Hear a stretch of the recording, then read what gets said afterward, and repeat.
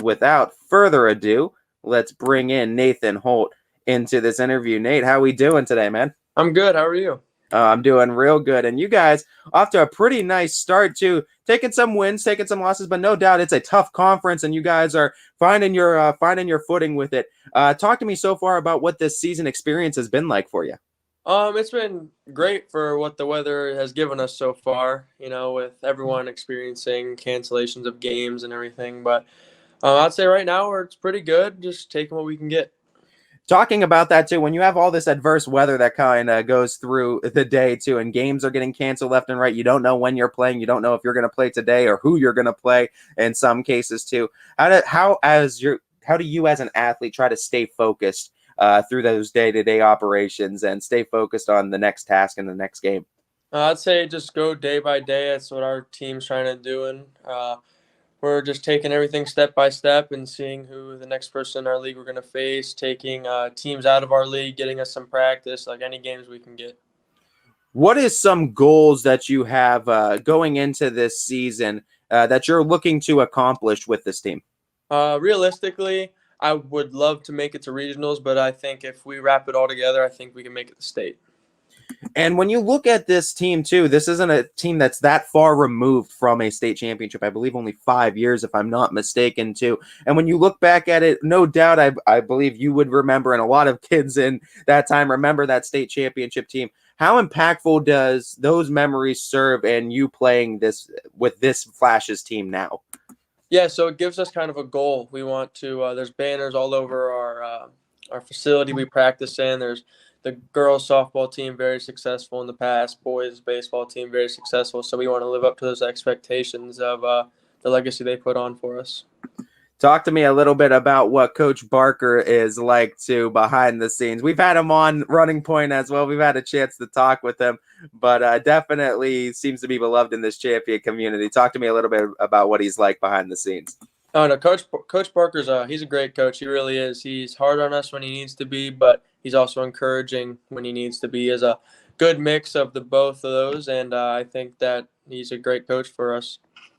What were some of the players that you looked up to going into this champion baseball program and really served as a big influence in the way that you look at the sport or the way you approach the sport?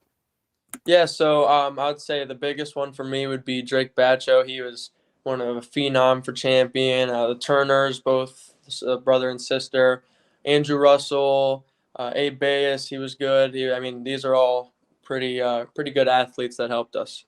Talk about good coaches. You talk about great role models. What is it that you particularly look for in a great coach and a great teammate?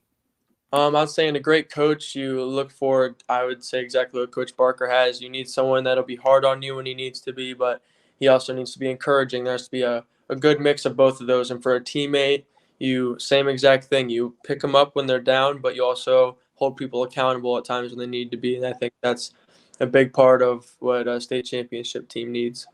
In your athletic career and all the coaches that you've had and all the advice that you've received, what's some of the best advice that you've ever received from a coach? Best advice. I'd say just be a good teammate. It's honestly one of the biggest things for baseball because baseball is a very mental game, and if your teammates aren't picking you up and you think no one else wants to see you succeed, it's a huge thing. Being a athlete is one thing, but being a student athlete is a whole entire different thing too. Talk to me about balancing both those things out and what your kind of daily routine looks like as a student athlete. Yeah, so being a student athlete right now, it's not super challenging, but you still have to have a good organization. You have to keep your school up. You got to keep the homework and make sure you're doing your tests, and you got to make sure your grades are good to be able to play. And fortunately at Champion, I don't think too many people struggle with that on the baseball team, but yeah. Looking at these teams too, and we talked about some of the role models you had too. Now that you go into this baseball team and you're in a varsity role, you start having more of a mentorship that you start having to take with some of the younger players and some of the younger kids that look up to you too. Who are some of the guys or kids that you're currently mentoring to in the sport that are kind of looking to you for guidance now? Yeah, so I would say some of the pitchers, like for example, Dylan Howell, he's a freshman. I think he has a lot of a lot of room to improve. He got great abilities for what he is as a freshman. Carson Fife, I think he's going to be outstanding. He's right now pretty good, and I think that he'll be a really good athlete when he's older. Let's talk about some of your goals you have in the next 5 years too, within the sport and just outside of the sport too, academically. Yeah, so at Notre Dame, I would love to get as much varsity time as possible, and I know as college baseball comes, you got to work for it. You have competition, you got to do that. And I'd say life goals. I want to graduate with a business degree, be successful, and go somewhere in the business field. Yeah, I wanted you to break that news too of you going to Notre Dame College. You also kind of previewed it with the trade too. But no, I wanted to get into that part now as I wanted to reflect on this part of your baseball journey. Now going into this next part too. Obviously, we don't want to look too far ahead. You're still in it though. But just talk to me about the excitement now of knowing that you're committed and probably the relief that you feel knowing that you can just go out there and play baseball now. No, yeah, it's great. Committing it's a lot of people ask me with how I felt about the recruiting process, and there was a player. He told me it's the most stressful, but it's the most fun thing you can do, and it really is true. It's amazing. Notre Dame's a great college. I'm excited to go there, play 4 years of baseball, and going into high school, summer ball. It really is a relief. I can go there, I can have fun, but I still want to be competitive and win. There's a question from Chris Ziegler that's coming in for you, Nate. We want to ask you what's your favorite stadium food and how many hot dogs can you eat during a 9-inning game? Favorite stadium food would have to be the hot dog, mustard left side, according to my pitching coach. And how many hot dogs I could eat? I think I could eat 7 hot dogs, 8 hot dogs. What are some of maybe your favorite early memories with the sport of baseball, and where did you kind of find yourself really starting to fall in love with the sport? Yeah, so I was 9 years old. I tried out for the Mahoning Valley Scrappers travel ball team, and that was more of a thing because I was playing rec ball here at Champion, and there were a lot of people telling me like you need to go play travel ball, you need to do this, and I was kind of lenient. And my parents, we went and tried out for the Scrappers. I made the team, and then instantly I built relationships with all these teammates, and it was just something I fell in love with.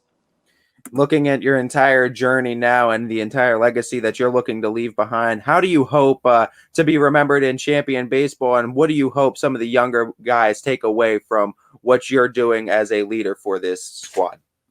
Yeah, so I hope they take away that for me, I was a leader, I was competitive, but I also knew how to like have class and be respectful of umpires, coaches, players, other players, and that sort of thing. Looking at this entire slate of games that you guys are 6-3. Tough, close loss against Struthers too. But you guys get Howland today at 7. I believe it should still be on the docket too. So under the lights, how are you guys looking to bounce back for this? As I know it's a battle between Warren teams, so this is always going to be fun. Yeah, so I think last night I think we struggled a little bit with our hitting. We just need to be more aggressive at the plate, and I think tonight coming into it, I think that we have it humbled us a little bit last night, and I think we're going to come eager to win, and I think hopefully we come out on top. Talking about this rivalry a little bit with Howland too, how big would it be for this Flashes team to get that sort of bragging rights too? We know Barstool Howland's always active on the socials too, so how big would it be for this Flashes team to get a win there? Yeah, I think it'd be huge. It would add another win to the record and just give us a little morale booster. All righty, Nathan. Before we let you go, I want to always give you the opportunity to shout out your support system that's been there supporting you the entire way through, the ones that are in the stands and always cheering your name from the sidelines. Yeah, no, I'd definitely say all my friends, they're great. They're always coming to the game. Scene Park, it's a 30-minute drive. They're always supporting. And biggest of all, my family, they're always there no matter what. I mean, they take work off. They miss events. I mean, I couldn't ask for more from my parents.